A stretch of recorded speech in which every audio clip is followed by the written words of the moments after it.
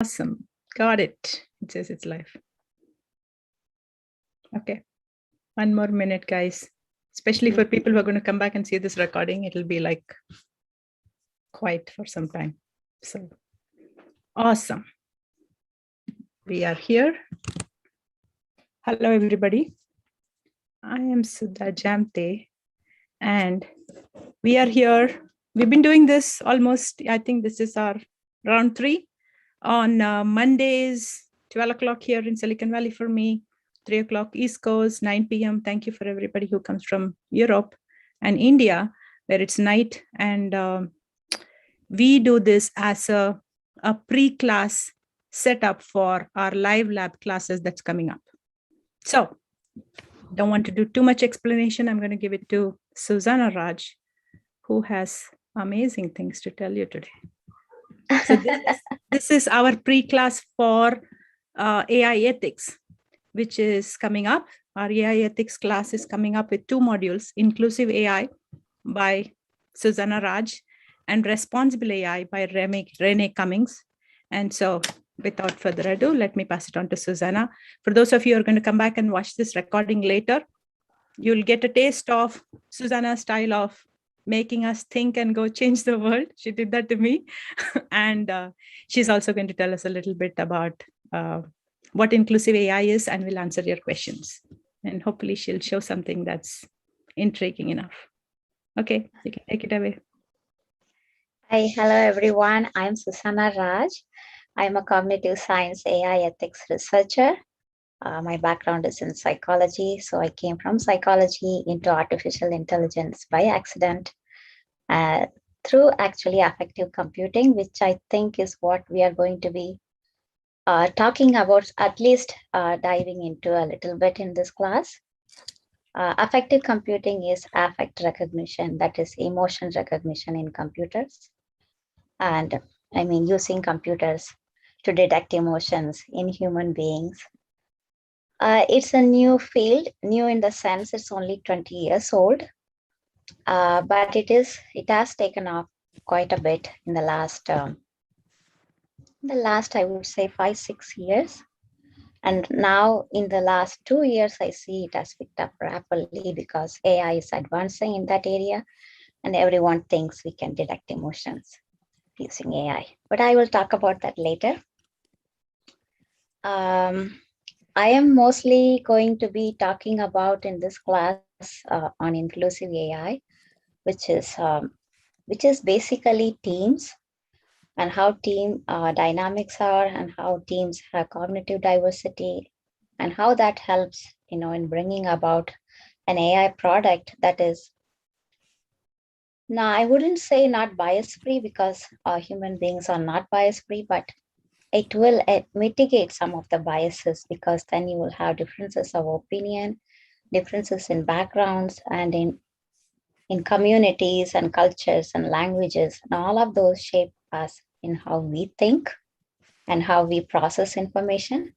So by having that diversity in teams and by having that diversity at different levels, not just different disciplines, but also coming from different countries and speaking different languages as well as different disciplines really helps bring cognitive diversity to teams. And that helps bringing inclusive AI into the market. So that's my introduction, but I would like this pre-lab session to be about questions and answers. So if you are all okay coming on camera, or even if you're not okay coming on camera, can you unmute your mic and ask questions on what you would like covered or what you would like to see in this class?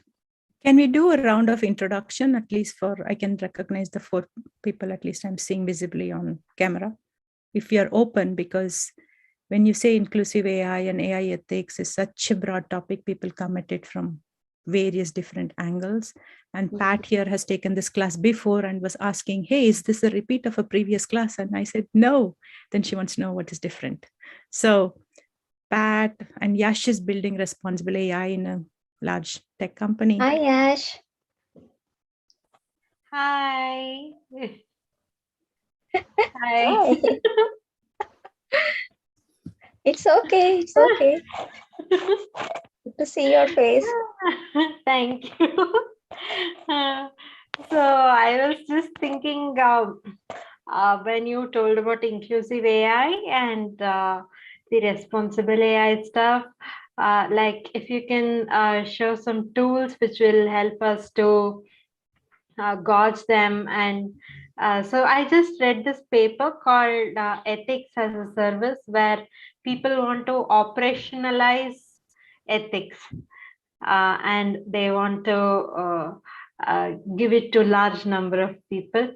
So in case you have any of your thoughts on that, I would like to listen. And I have one more point. I spoke to a data scientist.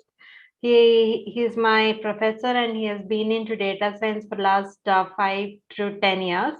And when I was talking about biases, he was telling that if somebody is not respecting the data, then why use the data at all? It was just his perspective. So looking forward to a nice session from you. Can I jump in? I want to know what is respecting the data. I know about respecting people and not respecting people by having bias in data. What is not respecting the data? Questioning whether the data is biased or something else? See, basically, he is a data scientist and he takes data, he creates a model and gives the output to his customer. That is his job for the last 10 years or 5 years where he has been working. So he comes from a data scientist background. So when I was talking to him about bias, I took the example of Amazon recruiting tool, and I was telling that it is biased against women.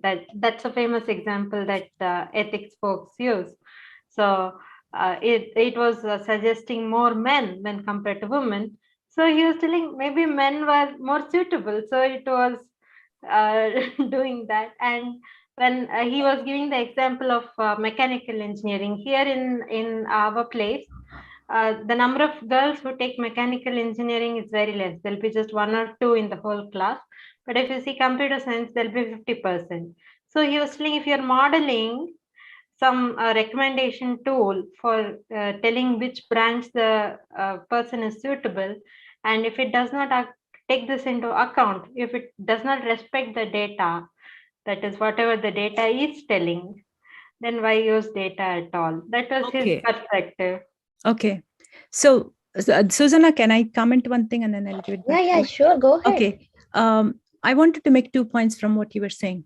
One is people who are building data science, who are doing or more hands-on, who are just looking at this is my job. I'm just building the model. I'm not thinking of, how this will affect somebody out there. Is a common kind of thinking I've heard from engineers and data scientists. Increasingly, it is coming to them. And so I ended up teaching AI ethics at Barcelona Technology School to 4 different master's program.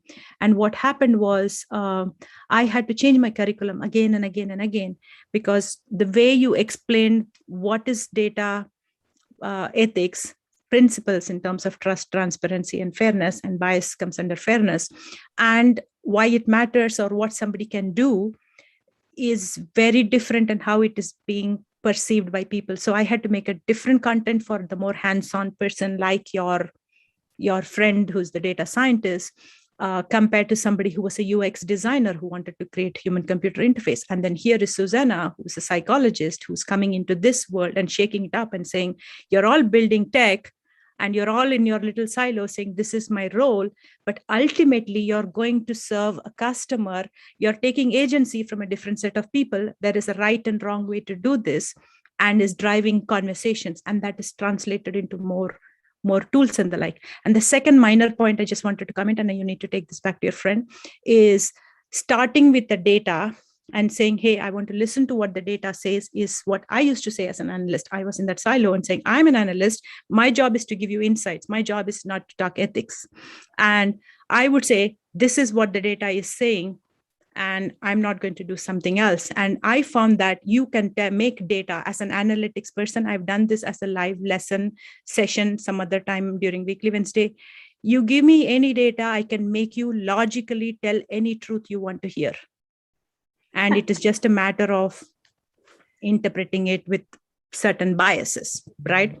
That's what that comes to. And what your friend is talking about is feedback loop. So if you start with a data set which has more men doing certain job, that's exactly what happened with Amazon's hiring algorithm. They had more men, less women, took the data, made a recommendation, and then tried to hire people. And obviously it hired more men. And then it becomes a self-fulfilling prophecy where it goes back and it is going to bring more men into the mix. And then when you look at the high performance, again, there are going to be more men. And you say, hey, see, men are performing more. And even the new guys who came in are performing more. And it has nothing to do with bias. And there was a fundamental bias when where it started. And your friend, being a male, is not impacted. And so it is, when you talk about AI ethics, it gets very preachy and people say, oh, minority are impacted, women are impacted. And then it goes into different segments. And if you're not one of those segments, people typically lose the empathy to do that.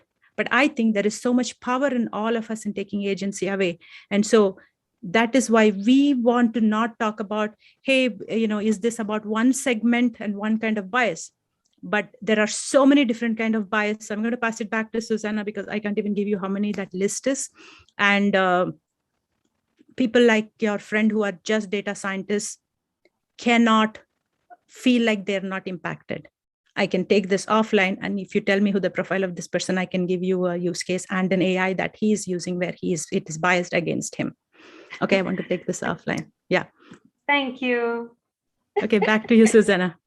That's a fiery response from Sudha Javde. And I think I agree with everything that she has said, because it is a feedback loop. It's a complete feedback loop. And the more you take the existing data and then you design a model based on that, your model is going to predict exactly what is in society. And if your friend is asking the question of respecting what is, empirical data, what the actual results are, and respecting that. But if we take that and start doing it, let me give you an example of the current situation in the COVID-19 vaccine, development.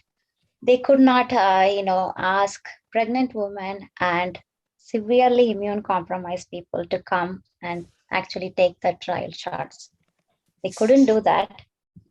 There are ethical reasons, and this was a new development, and they did not have that approval process from the FDA to go on and enroll as many pregnant women and as many immune compromised people in the actual development and in the phase 1, phase 2, phase 3 test data.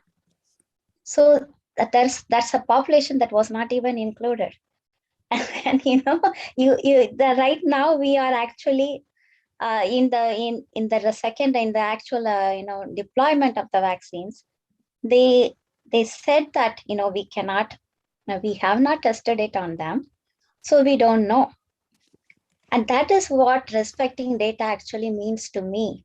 When your friend says, I'm going to mechanical engineering, there are no women taking mechanical engineering, so that is the data I need to respect. And when whatever my model is, it should be based on that data.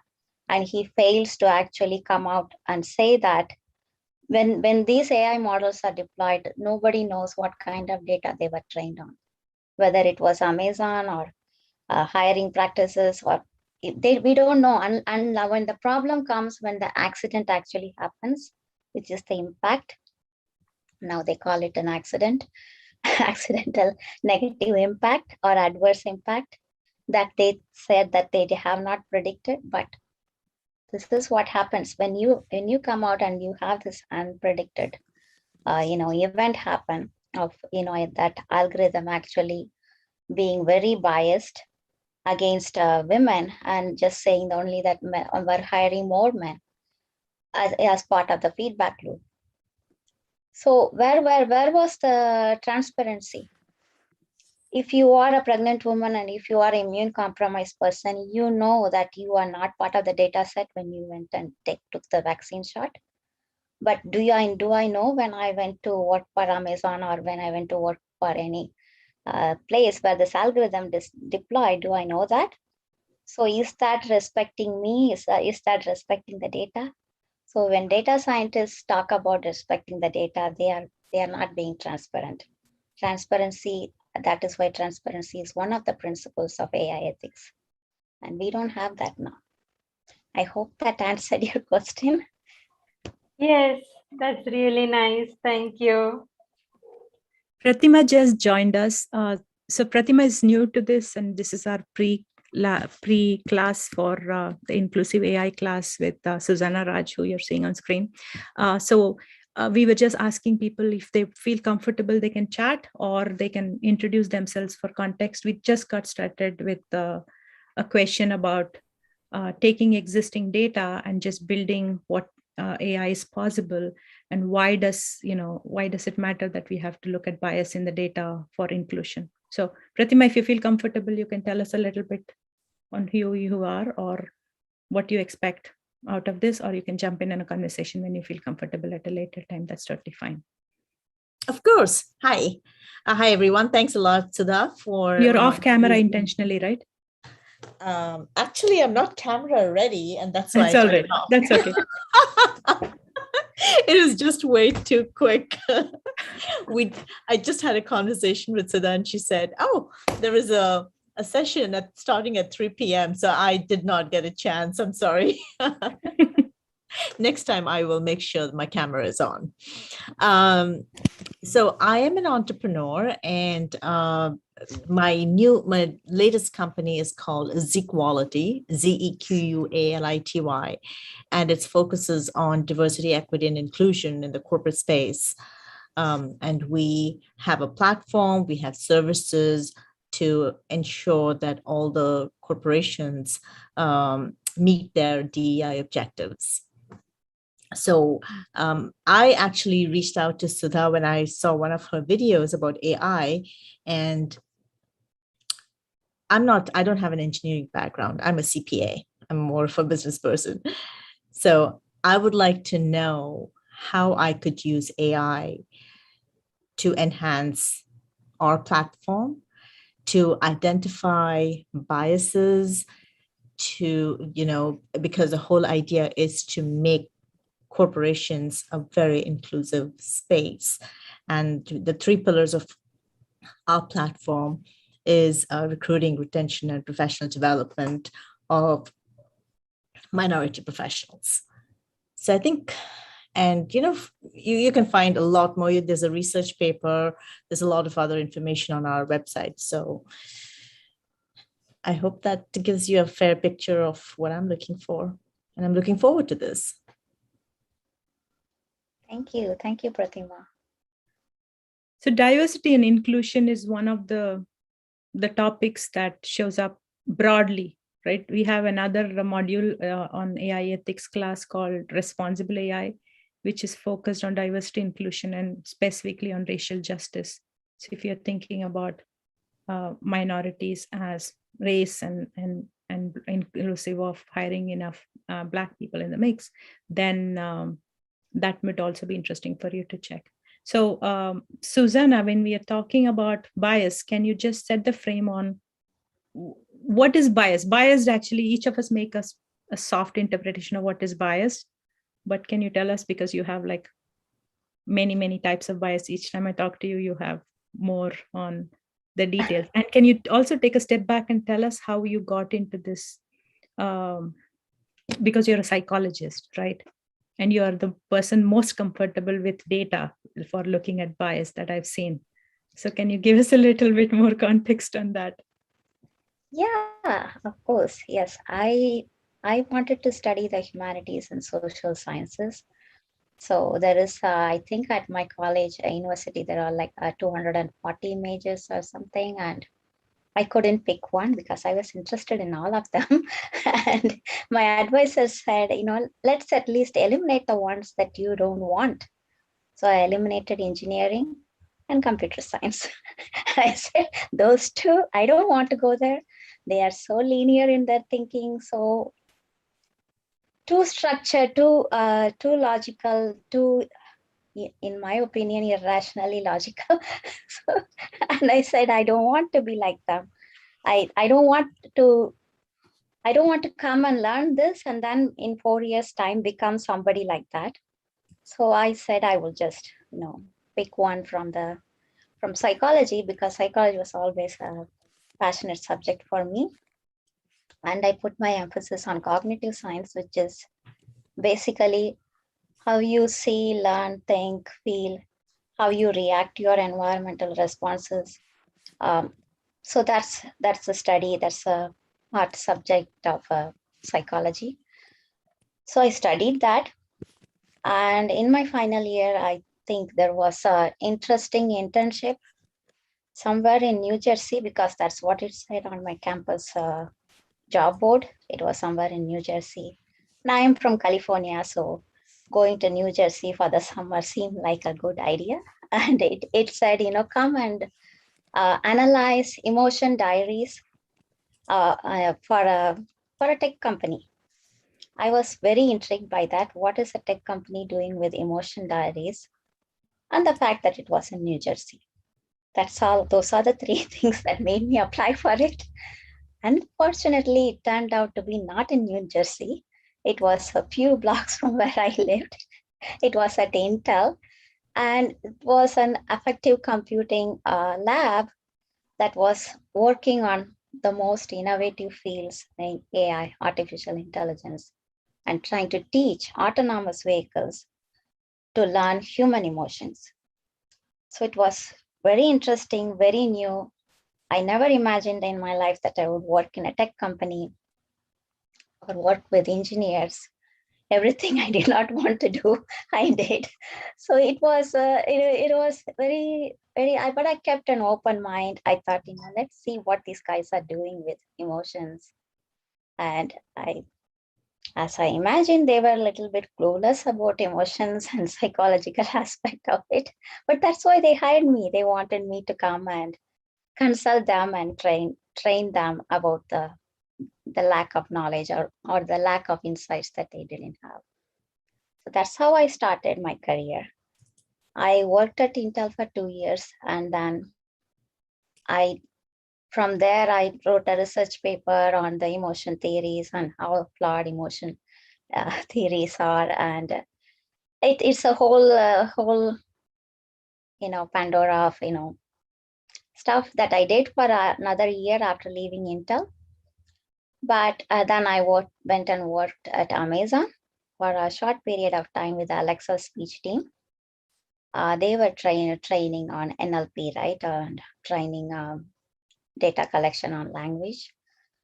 So that's all my corporate life story. But from working at both of those two companies and by interacting with a lot of tech companies and tech friends, and then trying to do my own research on emotion and affective computing and on artificial intelligence, trying to learn about artificial intelligence and build my knowledge on that.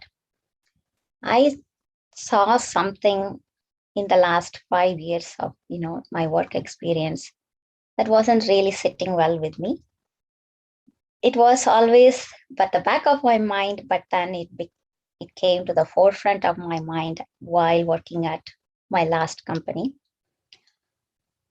That was the lack of ethics. At every stage within these companies, ethical practices, ethical protocols, or anything remotely connected to ethical applications and deployment, it was always a post-deployment, a post like, oh, something happened, oh, now we have to think about it ethically. It was always like that. And there was no concern about it at the beginning of the process, when problems could have been easily solved if you are able to think about it at the beginning. Becoming an AI ethics researcher was not, just as working in the tech company as an affective computing researcher was not in my dream list. The same way, this was also not in my dream list. But I started studying AI ethics, and I started hanging around with people through LinkedIn and through other platforms, and following them, literally stalking them, like people like Renee Cummings, who's going to come and speak at this class. Just listening to all of their conferences, that wherever if they have a talk, signing up for it, and I found that this is the tribe I want to be with. They seem to be the last tribe that I was looking for, and I found my passion and found my footing in that community, and that's where I am now currently. But even after I have learned all about AI ethics from leaders like pioneers like Renee Cummings and Marv and all of them, for me, what I have tried to find a niche corner of that is that there is nothing based from a cognitive science point of view, because the whole development of AI is now going to be about helping humans live a better life, whether it's better shopping experience for you, or better healthcare experience for you, or a better financial experience for you.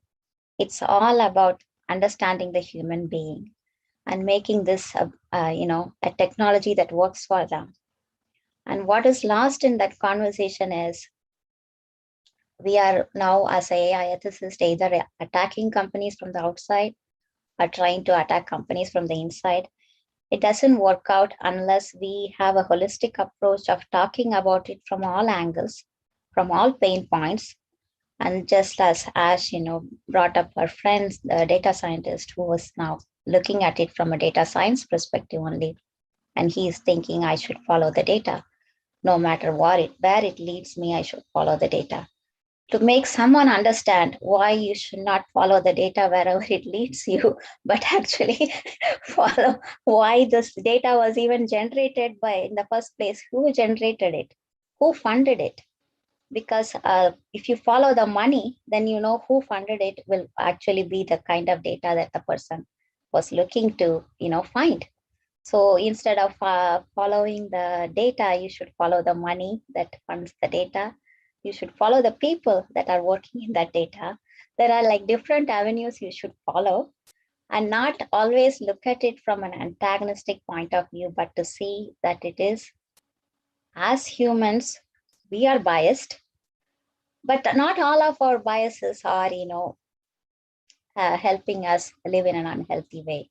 Some of these biases helped us escape from the tigers and the lions and, from whatever that was chasing us during our caveman days. So we have these biases that are built into us for a purpose. And now maybe the purpose is different, and maybe we are using it in a different way. So you have to understand this from a psychological perspective, from a behavioral science perspective, and sort of work at both ends of the problem, and also work with everyone and help everyone understand this from that social science perspective. And that's where I think I come in. And that's what I am hoping to achieve in the next phase of my life. Let's see where that goes. Susanna, that's fantastic. On one end, I found that, before I met you, the people in AI ethics were like what you say is antagonistic. They say like, oh, tech is doing this, tech is doing that. And it was not solution oriented. Most of what they were saying was real, but the average person does not want to get up and go into work and go pick up a fight. Everybody does not want on an everyday basis to go change the world. And not everybody has the luxury to change the world, even if they feel motivated about things. So our approach here is, we did this previous version of this class, we called it Career Pivot to AI Ethics, because the reality of building AI in tech is that it is not done by that one data scientist or that one Susanna. It is done by a whole bunch of people coming together, and they're just trying to do their job. So there are business users who say, hey, want to build products and go drive revenues for the company. Product managers who are saying, hey, I want to represent the customer and give them a certain experience. UX designers come and say, no, it needs to talk this way and be accessible to this many audience. And then there are so many different roles in there, right? And there's legal, there's all kinds of people, right? HR. So our approach is, We want to bring people who work on whatever their job is, and they're building tech in tech industry or bringing tech into a different industry.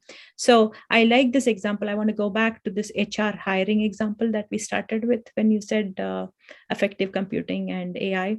I find that I've heard this officially from one other data scientist who came to one of our sessions and said he wanted to learn, it was a he wanted to learn AI ethics because he thought it had nothing to do with him. And now increasingly he's getting pulled in. So let me give an example. Amazon did this hiring algorithm and was biased against women, right? I gave you that example before. And that got called out. And so think of this. Some data scientist took data, trusted the data, did not think of the feedback loop, created the algorithm. Some product manager said, hey, let's go build a product so that we can actually find people for recruiting. And then they had built the UX interface for it. Then they went through whatever, building it on mobile and desktop and deployment and all that stuff, gave it to HR, and HR tested it to whatever extent and said, okay, this is cool. Now you're going to find people for us. It will help us. Maybe they were thinking they don't have enough recruiters, or maybe they wanted to reach more wider audience. Whatever their goals, we'll never know. We just saw the end product. They launched a tech product which was supposed to get them people that they could call in for interviews. And it called 0 women in for interviews. That's why it became a big deal. Even it was slightly biased and it had more men and less women, we would not have got it. At some point, somebody noticed that it was just filtering and bringing only men and no women again and again. And then it became a big deal. And so the way the article came out as a news article, somebody like Henry captures that and said, hey, this looks like a biased algorithm and it is doing this. And that's how it came. I'm giving you this long version. I'm applying my imagination of the people inside the company. So bear with me for a minute. So imagine that day in Amazon. You could be the data scientist, you could be the person in HR, you could be the person in legal, you could be in investor relationships. You have nothing to do with this data science product somebody built, doing their job right, trusting data, and everybody else did their job right to go deploy this to help the company in some form, right? Because to help the recruiting process. So it's meant well. It was not meant maliciously. They were not evil, like tech is pointed out as being evil. But here they have a business problem in their hand. There's a PR fiasco. People are screaming, how can Amazon do this? Amazon doesn't respect women and they don't seem to care. We are not going to shop anymore in Amazon. As a woman, I don't want to shop in Amazon. And it became like a PR fiasco. So can you imagine yourself in whatever your role is on that day, that you're sitting in PR and say, how do I deal with this? And it's possible that somebody could sue them. In this case, there was no legal suit, but I know in other cases when Uber drivers were rated faulty, they went and sued Uber for using an algorithm for the rating. So more and more companies are front-ending using algorithms. In this case, it was not just faulty data with feedback loop picking men. It was also, I believe, all the HR systems use some kind of emotions AI. So when they go through the cycle, even if there are women in the mix, they will judge them on, are they meeting the culture of this company? And then they would make that, and then it becomes biased against all kinds of women, all kinds of race, and even men. If that guy had a bad hair day that day, I don't know if guys have bad hair day, but if that guy had some bad mood for whatever, maybe he came into work and somebody hit his car and he's upset, and he's walking in and then he's going into a camera, he's going to be judged differently that day than his happy demeanor on any other day. And an AI is going to do that. So coming back to the Amazon algorithm, PR has a fiasco in their hand. Legal is saying, hey, somebody is suing us or somebody could sue us for this. So think of the cascade effect of this business risk. And then somebody who's managing growth is going to say, oh my God, let's look. I know working in analytics, when something like this happens, immediately we'll get a call and say, can you find out how many women in this region actually shop from us and how much potential revenue would we lose from them because of this negative sentiment? And there must be some chaos that cascades into the company to these innocent people who did not know they were doing wrong and did their job right, right? And so somebody is going to say, okay, now tell us, are we at fault here or not? And PR person would say, based on that, I will deal with this. I will either push back, or I will dilute the story, or I will do damage control. And the beauty or lack of beauty of AI, lack of transparency, is that nobody knows. This person who believed the data as it is and started out, built the algorithm, and then it became a product, nobody knows what data set he used. He might have used some data set and he might have iterated. And no company is built by one data scientist or one engineer or one product manager or one anybody, right?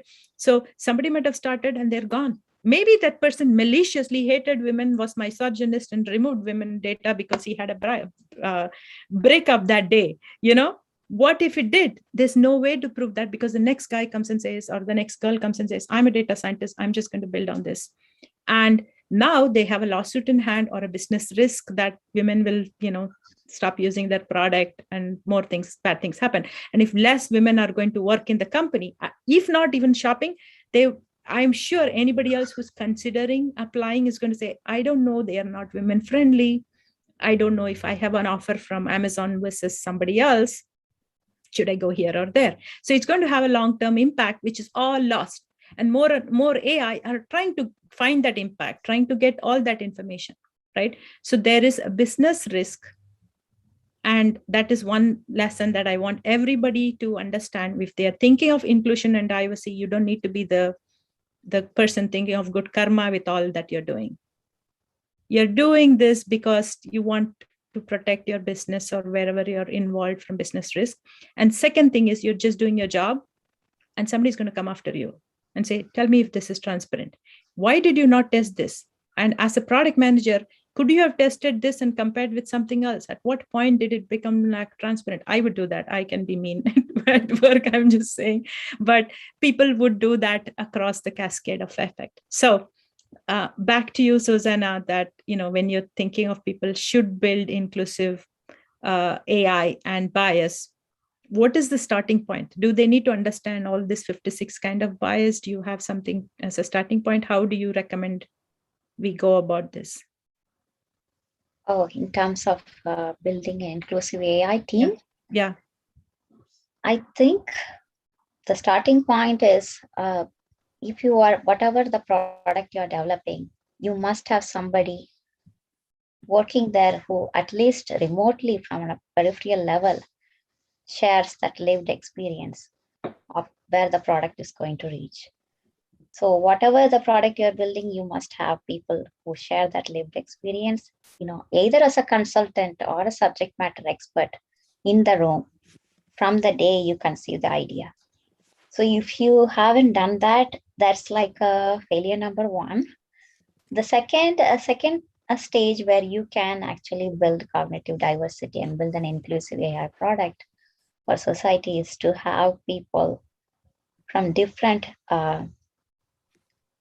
backgrounds, different disciplines, as varied as you possibly can, who, along with your engineers, along with your engineering team, bring as many, subject matter experts as part of your team. And also look at your team composition in terms of race and culture and language. Make sure that you have as much diversity in there as possible. This may not be possible, it's not like in a company, it's not like you're starting a project from scratch and then suddenly you're putting a team together. These things happen organically in a company that has several teams already working on a past project, and then they will have this new idea, and then they will quickly bring in people together and say, let's all work together. At this stage, when you are almost excited, you have this new thing and you have a new project and you're launching it in the new quarter, this is this time where you are somebody at the management level, puts a full stop and says, let's see how the team makeup is. Even if you cannot right now suddenly hire people from diverse backgrounds and disciplines, let's actually have as many subject matter experts as possible in the room as we are talking, as we are discussing. That is what I find very lacking still in corporate companies, especially at the project development stage. They don't have that. They actually, after they have done their third or fourth pilot, and then they see some data, some statistical error. It doesn't predict what they want to predict. It doesn't do what they wish it would have done. At that point, they seek out someone, say a subject matter expert or a consultant from a different discipline, an anthropologist or an ethnographer or a psychologist. They bring that person in.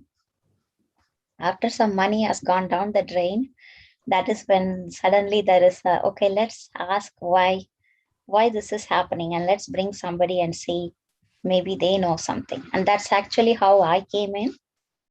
This was at a very later stage of actually launching something, and then seeing a negative impact or an impact, not even an impact. Actually, they saw something that didn't make sense at all. And from a data science and from a engineering science background, it felt it should make sense. It should predict what they were trying to predict, but it wasn't predicting that. It wasn't predicting anything. So they were like confused. Okay, let's bring somebody who has a psychology background and then let them look at this data set, and maybe they can show us some insight on why this is not predicting what we wanted to predict. So I have a question from that exercise you did. I know you went off after that to work for Amazon Alexa, and you did annotation. So you have this famous picture that I share from the first time I heard you speak, was about how when you build AI, the bias is not just in one stage. It's right from collection, from labeling. So the lab exercise we will do for this class will focus on labeling. So we'll take the same HR case, but we will talk about how you can build bias right by labeling at the start. So is there anything that you can share as an example that you saw of the bias from the data sets that's public enough that you can share? Of course, you cannot tell us any Amazon story. I know Amazon ties people down with strict NDAs, but is there something that you saw that was the bias? Like when we're just saying bias, for me, it's like, it's still very abstract. And to think the bias of the other and I am untouched is what most of us are thinking when we hear the bias word. So can you tell us some different kind of bias, or what kind of bias you've seen? In terms of labeling data, at that the labeling data stage for me in the affective computing was very different. It was actually labeling which constitutes a stressful emotion, which constitutes a non-stressful emotion or a neutral emotion. And then there are like physiological parameters you use to ground truth it, whether those two back up the story. There was one. What do you mean by ground truth it to back up the story? Like if you see if you are labeling an emotion as right now Sudha is very angry or Sudha is stressed out. That was angry 20 minutes back when we started answering. But that's a very classic example. If this video was looked at, I was not angry. I was passionate on the topic. And yes, you could judge me for being angry, right? I was not angry to throw things at somebody or do anything, but I was kind of appalled was the emotion, right? And you could say that based on my tone and the speed at which I was talking. But I speak at the same speed or even faster when I see ice cream. I get very excited. So how do you label and do a right or wrong thing to bring bias or eliminate bias? What's involved in that process? Tell us a little bit. I'm trying to get, so my habit is to kind of, start off with something, we are not ever teaching something that's typically you can go to some other course and just get it. We want to go start at this high level thing and go deeper into tech. And even if you're not coding, it doesn't matter, because you don't need coding to build AI. AI is built by data. Data is built with stats models. So those are math people. And to productize that, to make it a pretty UX and being able to access it, you need coding, right? So it doesn't matter. I don't need coding to build AI. And so we do everything with no code AI. But I like to go into the depths of things. So if I am in the company, I am sitting next to this data scientist and I'm appalled by his statement that he's just going to build AI from that data set. I cannot get angry, even inside a company, saying, I'm so mad, is not going to help anybody. I need to logically show that there is a reason for this person to change their perspective and do something different. How would I do that? What are the tools at my disposal? How do I even go find out that it has bias and it needs to be changed? Yes. So let's take the example of Sudha being angry. Oh God, now you shifted from the data scientist to me.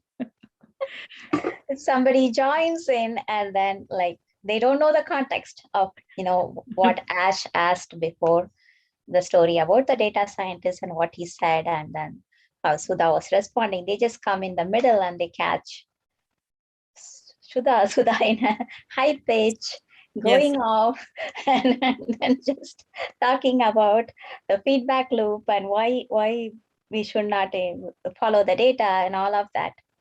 And you take an NLP or a sentiment analysis, and then you just go, let's analyze Sudha's sentiment analysis here and see if she is actually angry or excited. So they come into two different valences, valence and arousal in a sentiment analysis, especially in affect recognition. So either she could be excited or she could be angry. Both of them are very high arousal. Excited is positive and angry is negative. I mean, I don't know why people say angry is negative, but I think anger is a good thing and it should be positive. But I know that's a whole philosophical. Whether you're on the receiving end or not. Yeah. So, and then if your algorithm is designed to predict that, so at one end, it will accurately predict that she was highly aroused. She was, it will put her right on the mark. And the physiological data will back it up. Like, let's say if I hook Sudha up to a bunch of sensors and monitors that, Susanna, I'm sorry to interrupt. I want to hear your advice on how to deal with this in work. But we said we do labs, we do everything on hands-on. So I wanted to show this live. So can I show the IBM tone analyzer and do this live? So when we say to people, we're going to do this live and hands-on, this is not our full lab. We'll do a full labeling exercise for the HR emotions AI as a use case example over a one hour window. And I believe your inclusive AI class is on the 27th of September and Renee's responsible AI is on the 20th of September, right? So 2 hours class each. So I want to show this thing, guys. It is, if you don't mind, we're going to do this live. So here I was saying something which is perceived as angry, and I went to IBM's tone analyzer and I want to see what this AI is thinking of how it is analyzing my sentiment. And I say, this is not fair. That data scientist should be, what did I say? So I'm trying to say, should, I think whatever you wanted happened to him, you didn't say that publicly. Okay, should be, okay, it is entitled. So this person basically said, for those of you who are watching this and joining later, this person basically said he's a data scientist and his job is just to trust the data. And I think if I'm not that mad, I can logically see the other side of where he's coming from, and that's fair. But there is a feedback loop baked in on what data that he was using. And I responded and said that in very fast tone. So I'm just going to use my choice of words. It's not voice. We could feed this to a voice analyzer and it check the sentiment. I'm going to do this for text. So that is not fair. The data scientist is entitled and is not affected because he is a guy. This is feedback loop from the data he uses. It is wrong. I was not this brash, but I'm going to say this for the sake of our discussion. Okay, so now let's analyze this. Okay, it's going to check for all these emotions. It picked up immediately.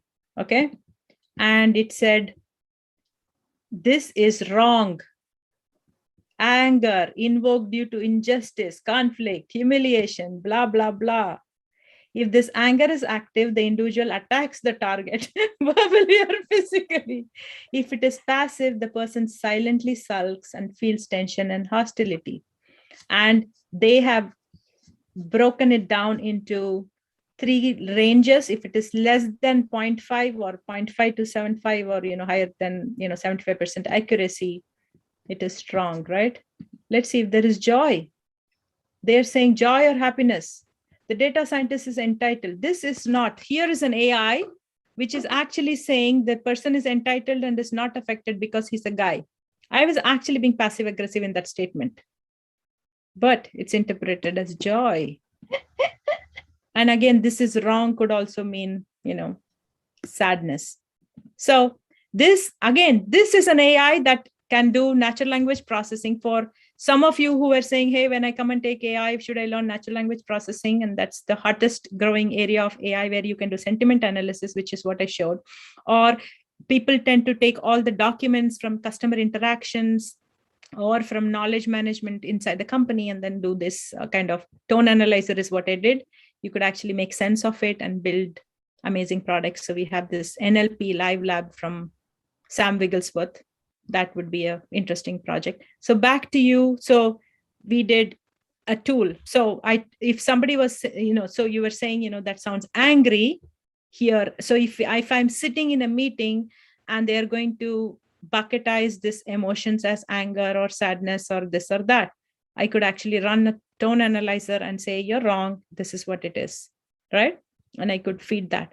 How else would I do that? Are there other tools out there? How would I go about for looking at bias? What's my starting point? So I interrupted you on that. So I wanted to give it back to you. So you can tell us, I'm sitting next to this person, keeping my peace, fuming inside, and want to actually have a logical conversation to make sure that I correct the situation. What are my tools? What are my options? And that's a complex question. I mean, there is like several options you have, but I could talk about it at length and say from a practical perspective how that has worked out and what are the disadvantages, some of them.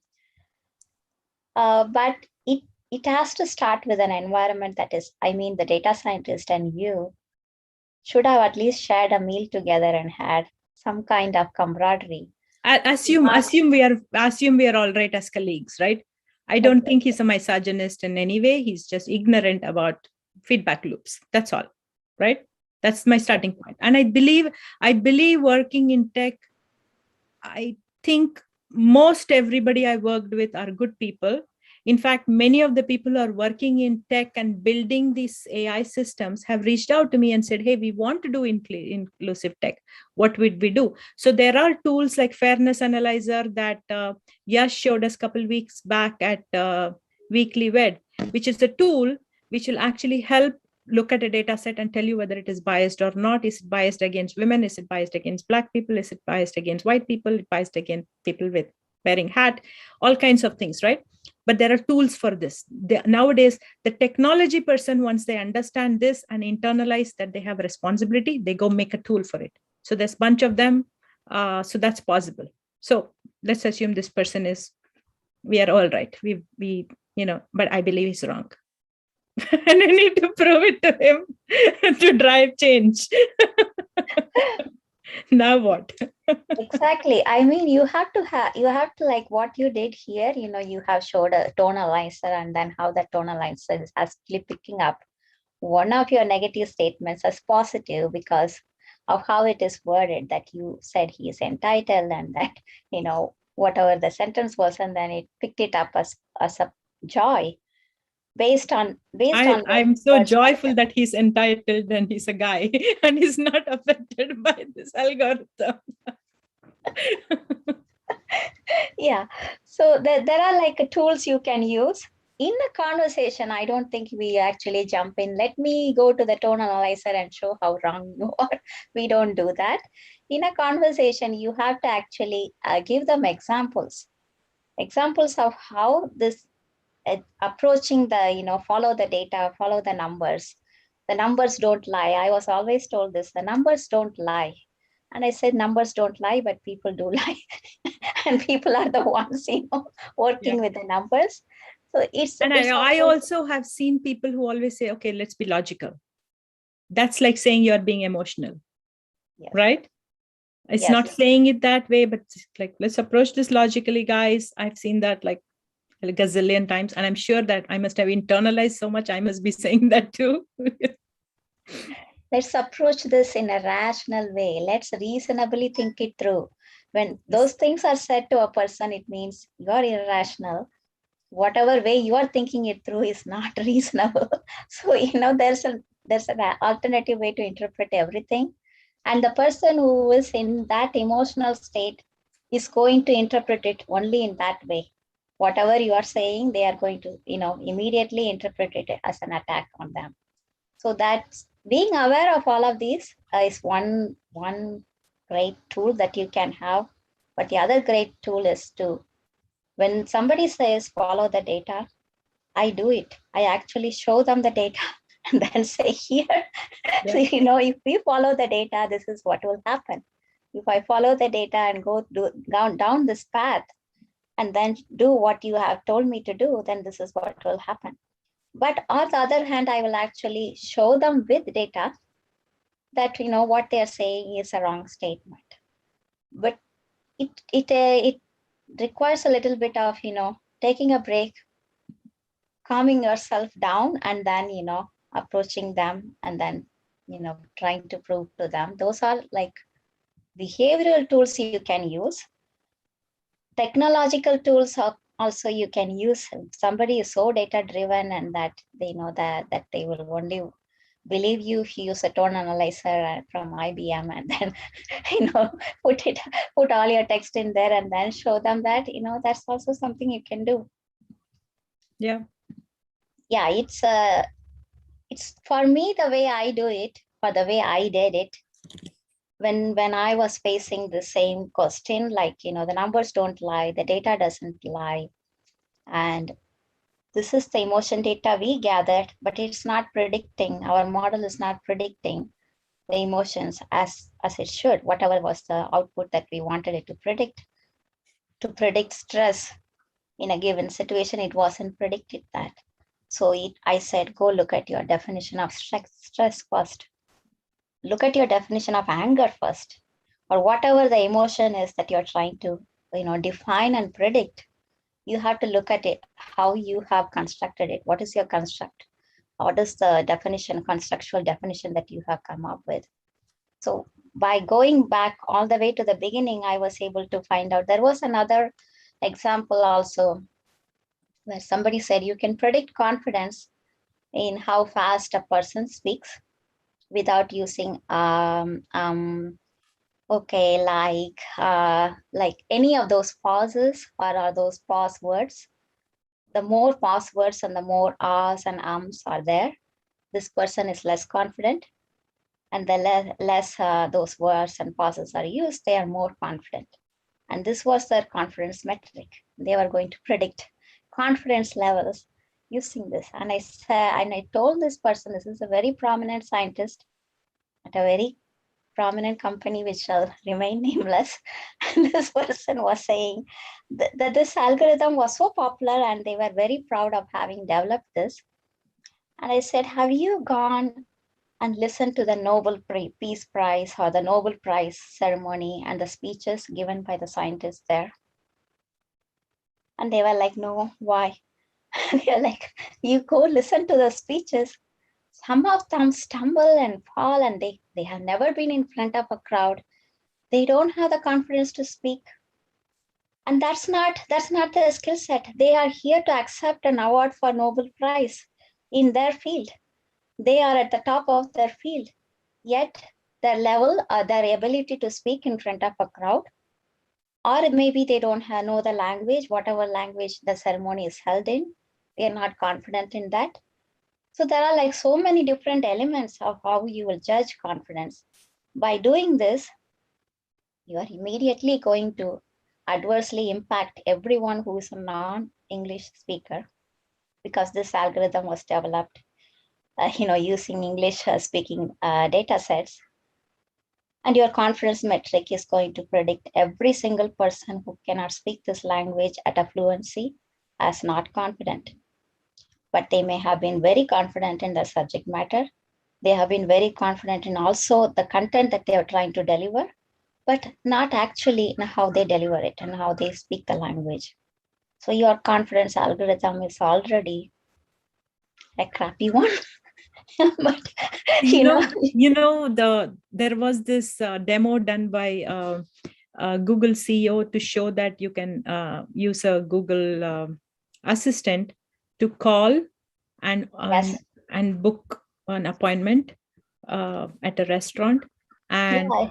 they deliberately baked in the and ah, because somebody like you, Susanna, was in the room in the design team and said, if you just make it say, I'm here to book an appointment, do you have 5 o'clock available? Okay, why not? Then what about an alternate time? If somebody says that, it's lacking emotions, and so they wanted to make the AI more human. So it literally was so annoying for me to watch, because I know it's an AI and it doesn't do and it was baked in intentionally, but it was more authentic. Because of that, the person on the other end of the restaurant never suspected that it was not a human. And so they ended up this thing. Okay, somebody has raised their hand. Oh, it's Yash. Yash, what do you want to say?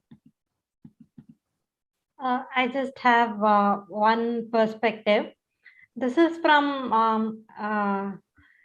we have always seen inclusive AI, responsible AI from a product company perspective. They build their products, and we need an ethicist there who will think what to do to do the right thing. What about services company? In a services company, there is a customer who is paying a services company to do a job. So here we are trying to improve the revenue of the customer. And in this case, the services company has to do what the customer tells. So they may have an opinion, they may have an ethics team, they may say what you're doing is unethical or something like that. But ultimately, they need business. They need to have projects which will run and do that. This is not from my company perspective, but this is just my personal thought, like how a services company has to approach ethics. We have always talked about product company, so this is my 2 cents.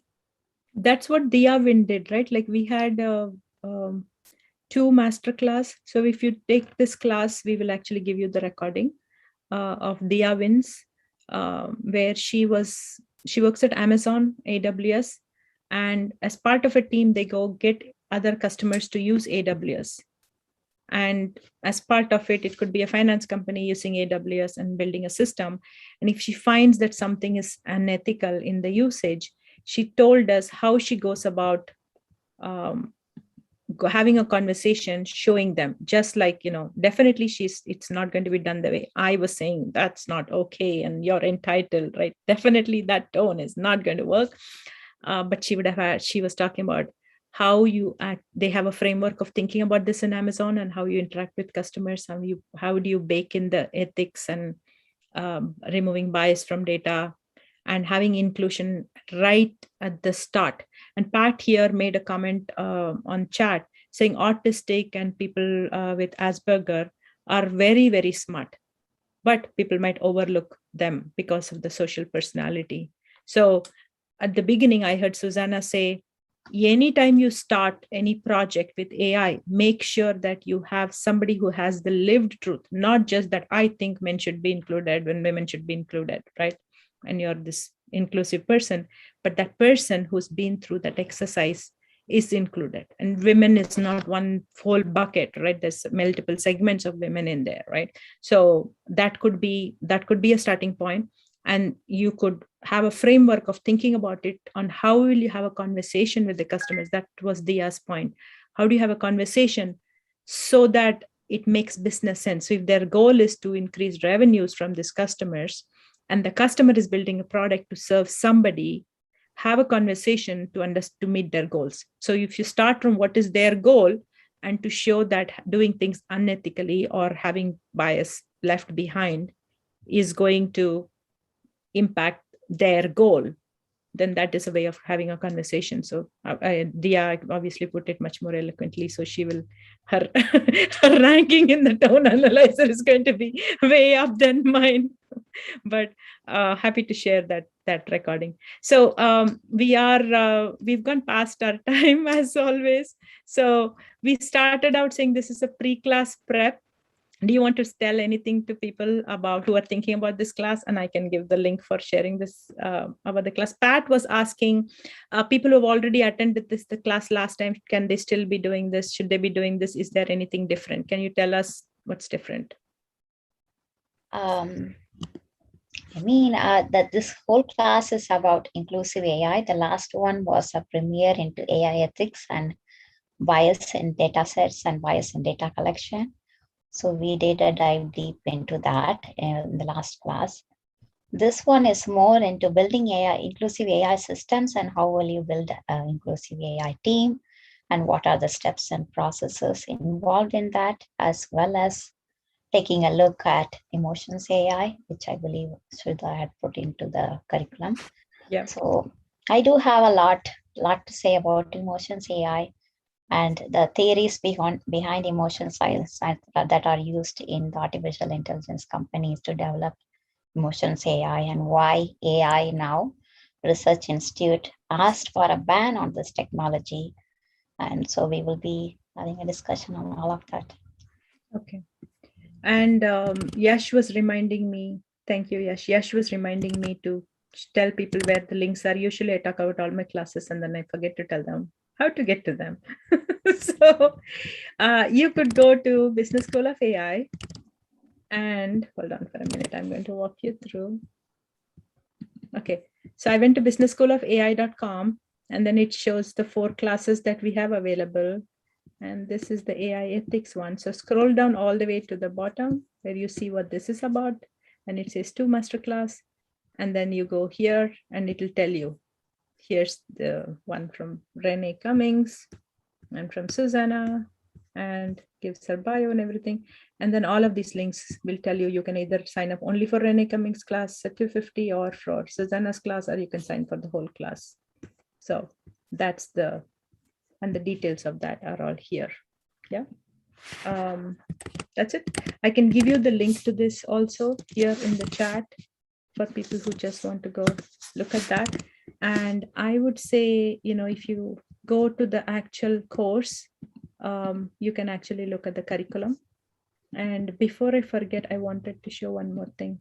I remembered last time, Susanna, am I still sharing? I'm not sharing, right? Last time in class, when we talked about what is bias, here we have all these topics, right? What are the different bias principles? And Susanna walked us through 56 bias types. It's called Cognitive Bias Codex. And she did a whole session on that. It's how we all have bias, and it's not always a bad thing, right? So there might not be enough meaning because of which we make our own interpretation, or it's too much information. So this is amazing stuff on variety of different bias she walked us through. So you can get access to that to go learn what different kind of biases. But what we are going to be doing is we are going to take a lab exercise. We're going to use a platform called Playment, and it's a labeling platform. So the idea is, instead of saying, oh my God, they built the system and now it is biased, we are going to create a use case where we're saying, okay, this company is hiring and it is going to decide who gets hired, who gets called in for the interview to the next step using emotions AI. And what data set would they be using? So we will start with the data set, and then we will walk you through on building, annotating this, right? Like I remember the last time we did one on looking at expressions and identifying whether there is bias or not.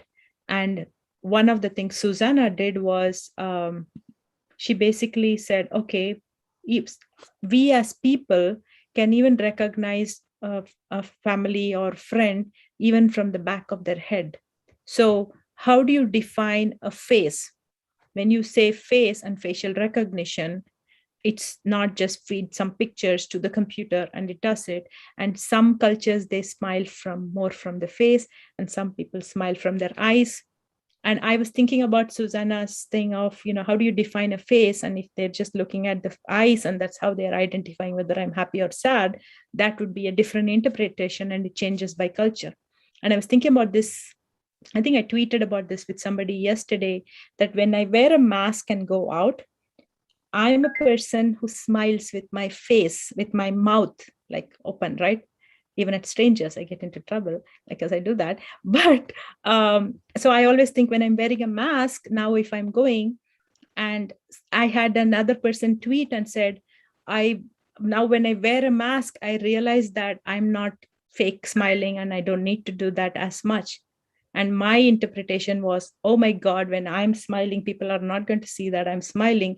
Now I need to show that expression in my eyes. So my selfies these days, if I wear a mask, are like with big bulgy eyes. And I'm going to create bad data with that. But Susanna made a point of defining what is a face before you do facial recognition. Similarly, she's going to get us, I'm assuming this, and you can correct me if I'm wrong, on when we say identifying emotions, understanding what that is, to have a definition for it. So this is the part where we go deeper into the crux of it, and we are not just going to talk high level, because we had a lot of philosophical conversations. We do get into those, but we're going to say, okay, so if you're sitting there next to this data scientist, and I'm sorry, we are not going to be harping on that in class. I'm going to still do that today since we started that, but you're going to be looking at real data and going through an annotation exercise and go through that. And how do you label something as a certain emotion? And how do you define anger? How do you define happiness? And how do you, I don't know if you could define passive aggressiveness. My whole thing of you're entitled because you're a guy was interpreted as joy is passive aggressiveness. I don't think that is actually a emotion that is defined. So I'm sure there are smarter algorithms that can break that down and do that. Maybe they'll pick the word entitled and might assume a negative sentiment to it, and that did not catch that in that particular model that I was using. So I was using IBM's tone analyzer for those of you who are curious about that. The Codex one that I showed is right here. And the tone analyzer, IBM's tone analyzer. So I think with that, we should wrap up and here. So you can try it. You can take a tweet. You can take anything. In fact, I think if you go there, they also have that for voice. So I'm sure it's going to show me as a very angry woman with all my fast speaking, even when I'm cheerfully screaming at ice cream. So we'll see. So, but we are going to get to the definitions at a fundamental level. What is annotation with what is labeling, and then go into the actual labeling exercise. We're going to use a platform called Playment. So one of the things I'm going to do as a follow-up to this is we have a recording of one of my students who used Playment and showed how he set up labeling and right and wrong way and went along, did that. I just thought it was not best use of people's time to just walk you through a platform to say, this is how you set it up. So we are going to share that recording. You can walk through that, and then we'll do the lab exercise of defining what the thing is for our use case. So we'll have a use case, and then for hiring a bias using emotions, and then we will get a data set, and then we will walk you through the whole thing. So at the end of it, you're just not philosophically feeling like, okay, I understand what is inclusion. I understand the problems. at some high level. We would kind of go into the macro mode also because we want you to go into the world with some reality, but you will have the confidence of having built something right. And you will have a logical, rational tool to go have that conversation with your colleague who means well, but is pretty ignorant. Okay. With that, we should close out. Any last comment on people to, or anything that you want to add to people? And Yash has already signed up for the class. Yash, why did you sign up for this class? What was your motivation? I didn't sell to you at all. You just found me and signed up for the class. I just want this whole new perspectives that I get here. And I think that is something that I won't get in a textbook. I learned one thing mainly from Weekly Ved and from attending the earlier ethics class, is that we learn from people's stories and experiences, and that way of learning is a lot different from learning from a textbook. When I read from a textbook, it is a single person's viewpoint, but when I attend course, when I listen to speakers in Weekly Vet, I get this whole new perspectives. And I think the kind of teaching that was there in the previous class, the AI ethics class that I took, I think nobody has been successfully made that into a book or to make people understand. So I understand good here. Awesome. So what do you expect to achieve? And you work as a data scientist, or you're also studying your master's while you're working in a company, right? Yeah. So what do you expect to achieve? Because one of the things I always ask my students is, it's good that you feel like, okay, I'm going to learn this topic, but if you have a specific goal, chances are, especially with project-based learning, when we go through the exercise, you're going to learn better. Do you have a specific goal?